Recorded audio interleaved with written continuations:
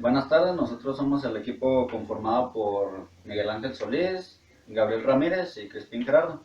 Enseguida les vamos a mostrar el proyecto que es el Exapo, los materiales que utilizamos para realizarlo y la realización del mismo. Los materiales que utilizamos fue acrílico de 3 milímetros de grosor, pegamento, bicarbonato para endurecer el pegamento, pinzas mecánicas o pinzas de punta, eh, cúter para cortar el acrílico, dos pilas AA para el radiocontrol, un motorcito de 4.5 volts y de 1200 revoluciones por minuto, tornillos de 3 cuartos de pulgada con sus respectivas tuercas, un cautín para soldar cables y lija de, o lija 80 para las patas para evitar que se deslicen. Enseguida vamos a explicarles cómo fue que realizamos el Exapo. A continuación explicaremos la manera en que se realizó el proyecto, que fue usando acrílico de 3 milímetros de espesor, de lo cual de aquí sacamos las medidas de las patas, que serían de 12 centímetros cada una, que son 10 en total, contando los eslabones que las unen. El armazón es un rectángulo de 20 centímetros por 10, de 2 centímetros de ancho, al igual que todas las partes que utilizamos en el motor. Para el eslabón motriz utilizamos una rueda que sería de un carrito que desmantelamos para utilizar las piezas. Usamos para hacer estos eslabones, que este vendría siendo el fijo, es de 6 centímetros por 2 de ancho, al igual que este es de 6 centímetros. Para el motor utilizamos el tren de transmisión completo del carrito que desmantelamos, que es un motor de 4.5 volts con los ejes que solo lo agrandamos. Utilizamos la tarjeta del mismo, solo la conectamos a la batería y a la antena para utilizar el radiocontrol del mismo automóvil. Para la pila nos pareció útil usar la pila de un celular, que es de 4.7 volts, lo cual nos pareció útil porque puede ser recargable, solo se modificaron las entradas del teléfono, que pues independientemente sigue siendo funcional, y podemos ver la vida que tiene la batería, y al mismo enchufe del teléfono se puede cargar la misma pila, y ya solo le hicimos una base para ajustarlo para ajustarlo al robot.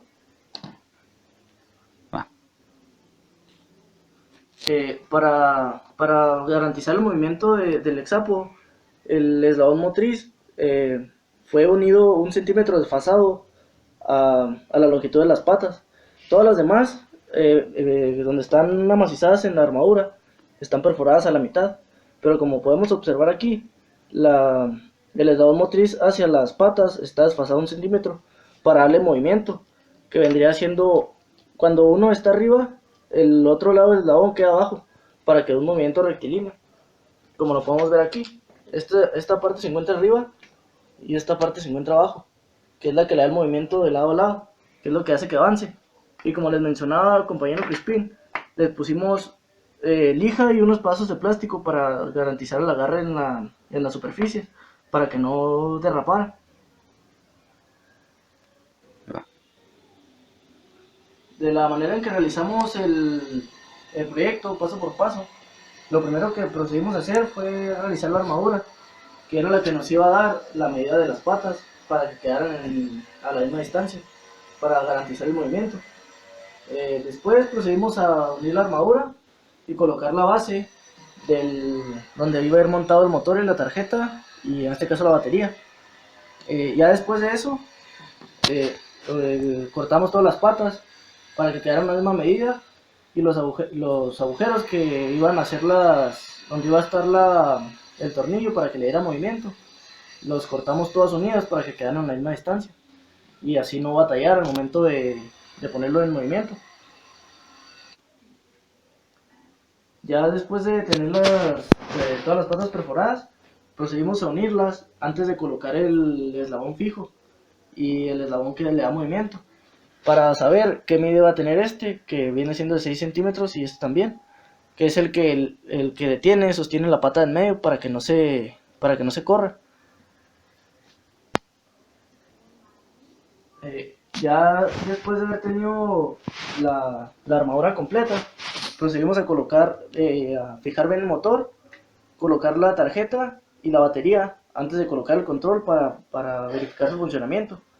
En lo cual nos dimos cuenta que uno de los problemas que se nos presentó al momento de ponerlo en movimiento fue que las tuercas al momento de avanzar se aflojaban y eso hacía que las patas se desfasaran y quedaran en un momento atoradas. Después decidimos colocarle doble tuerca a cada eslabón, como se puede observar en el video. Esto nos garantizó que una tuerca que apretara la otra y ya no se moviera, dándole el movimiento requerido. Después de que ya optimizamos el movimiento del hexápodo, ahora sí colocamos la tarjeta que va hermanada con el radiocontrol, que es el que le da el movimiento. Y colocamos dos focos LED a la parte de enfrente del hexápodo para darle una mejor visibilidad. Aquí podemos observar, en esta parte se encuentra el switch, es lo que le dimos para cortar la corriente, para que no siempre estuviera teniendo energía el celular en el motor. Esta parte que vemos aquí es el receptor de la antena del radiocontrol. Y aquí esta es la tarjeta que va conectada al motor y al foco LED, que es lo que le da la energía saliendo de la batería. El motor, como ya lo hemos mencionado, aquí lo tenemos. Solo lo que hubo que hacer fue alargar el eje. Nosotros optamos por este eje de transmisión porque no tendríamos que utilizar dos motores, que a fin de cuentas iba a ser más complicado instalarlos y le da mejor movimiento porque giran al mismo tiempo. No tenemos problema con que uno gire más que el otro. Nos garantiza que el movimiento va a ser igual de los dos lados, lo cual es un movimiento más estable del hexápodo. A continuación veremos el hexápodo ya funcionando, lo cual lo controlamos con el radiocontrol.